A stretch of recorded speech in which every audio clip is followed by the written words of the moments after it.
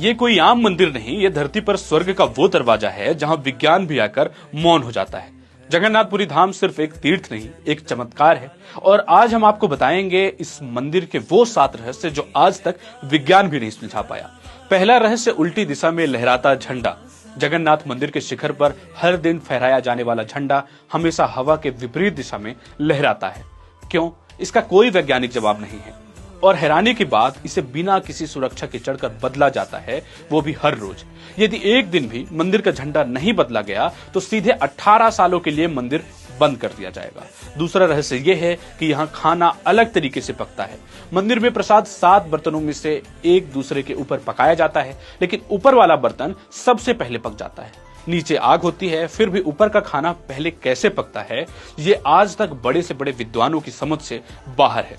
तीसरा रहस्य यह है कि मंदिर के ऊपर से कोई विमान नहीं उड़ता और ना ही कोई पक्षी उड़ता। क्या ये भगवान की शक्ति है या कुछ और? चौथा रहस्य, सुदर्शन चक्र का वो चमत्कार है, चाहे आप मंदिर को किसी भी तरफ से देखें, चक्र हमेशा सामने से ही दिखाई देता है। ऐसा ऑप्टिकल परफेक्शन दुनिया में कहीं और नहीं दिखता। पांचवा रहस्य, जैसे ही आप सिंह द्वार से मंदिर में प्रवेश करते हैं, समुद्र की तेज लहरों की आवाज अचानक शून्य हो जाती है, लेकिन जैसे ही एक कदम बाहर आएंगे वही आवाज आपको दोबारा सुनाई देने लगेगी। क्या ये वास्तुकला है या कोई अलौकिक शक्ति?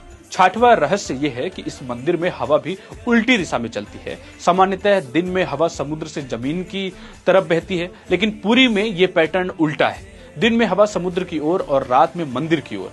ये क्यों होता है, कोई नहीं जानता। सातवां रहस्य, यमराज की वो तीसरी सीढ़ी है जो पूरी दुनिया के लिए रहस्य बना हुआ है। मंदिर में कुल 22 सीढ़ियां हैं, लेकिन तीसरी सीढ़ी पर कोई पैर नहीं रखता, क्योंकि मान्यता यही है कि यमराज का यहीं पर वास है। अगर आप दर्शन के बाद इस पर कदम रखते हैं तो मोक्ष मिल सकता है, लेकिन यमलोक भी निश्चित है। इसलिए भक्त इसे काली सीढ़ी कहकर पहचानते हैं और सावधानी बरतते हैं। इन 7 रहस्यों ने सिर्फ भक्तों को नहीं, वैज्ञानिकों को भी बहुत कुछ सोचने पर मजबूर कर दिया है। जगन्नाथ मंदिर में केवल सनातनी हिंदू ही आ सकते हैं।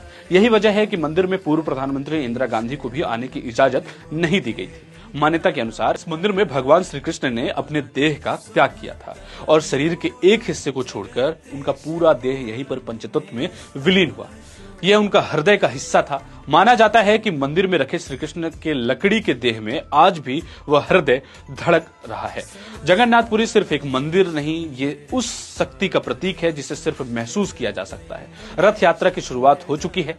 आइए इस बार इन चमत्कारों को अपनी आंखों से देखिए और आस्था को फिर से जी लीजिए। वीडियो पसंद आया हो तो शेयर जरूर कीजिए, क्योंकि ये सिर्फ जानकारी नहीं, ये हमारे और आपके सनातन संस्कृति की दिव्यता है।